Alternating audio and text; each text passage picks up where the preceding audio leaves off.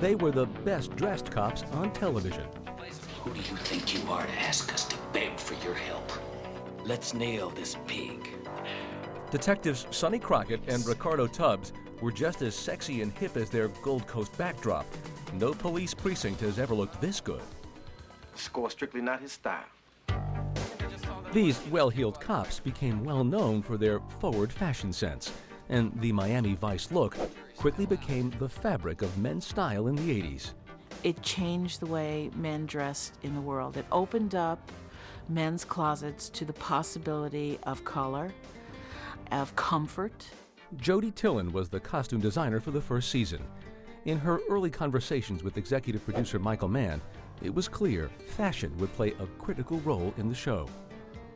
He had some really sort of edgy ideas, you know, men in pastels, and clothes being another character in the story. It was very interesting to me.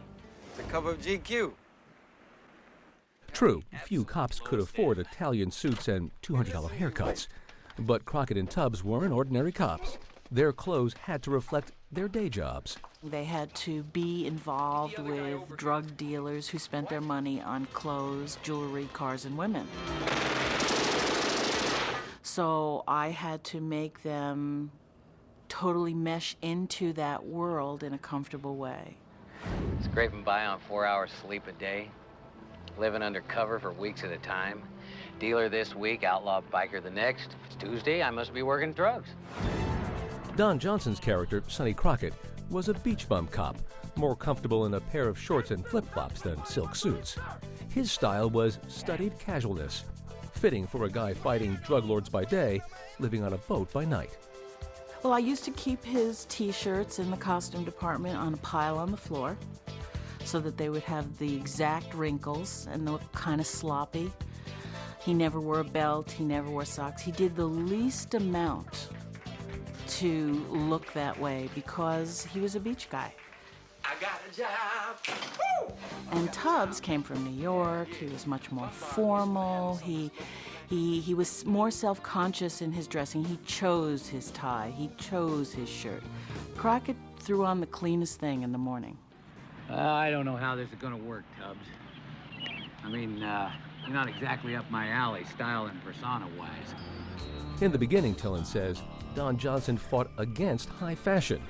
He wanted more denim and less linen for his character, more like a cowboy and less like an Easter egg. At first, Don was not comfortable with pastels. He had a different feeling about what he wanted to do with the character. He wanted to wear V-neck sweaters and jeans and cowboy boots. But he came around to the unconstructed blazers after spending a few days in Miami, where the humidity and heat don't mix with leather and Levi's. After that, Sonny Crockett seemed to have a white linen jacket for every case. You cheating again, Zito? As for Philip Michael Thomas, a self-described clothes horse, slipping into Ricardo Tubbs' $1,000 suits was natural. Do you think Clark Gable did this? As he said in this 1985 interview. When I first got this job, the thing that Michael Mann enjoyed most was when I walked in, I was sharp as a tack. So it's just a continuation of Tubbs. The Vice look was carefully constructed. There was no color combination that was a mistake. Miami Vice was soon the fashion show of the season, and that meant spending money, lots of it. We just got a budget for the last 9 shows that we're doing now. We had over $100,000 just for our wardrobe. Michael said that I was sort of covered, that I could do what it took to get the style and look that he wanted. And he really ran defense because this kind of money on clothes had really never been spent on television. Building the Vice wardrobe required trips to the fashion capitals of the world, buying the latest styles right off the runway. Designers like the late Gianni Versace became fans and friends of the show. The first person I dressed up in Miami was Don Johnson. Then, as the show settled into primetime, the Vice look took off outside the tube. Suddenly, men's closets were filled with colorful blazers and shirts. Even the show's stars adopted the look in their personal lives, as you can see in this 1985 Today Show appearance. Did you come dressed as the Sonny Crockett we just saw on TV, or is this No, Don this is Johnson. kind of, well, this is mine. This is me. The Where style. are your socks? I don't own a pair anymore. I decided that if you're going to spend $400 on a pair of shoes, that a pair of $12 socks kind of ruins it. American men were throwing away their razors, trying to grow Sonny Crockett's 3-day stubble look.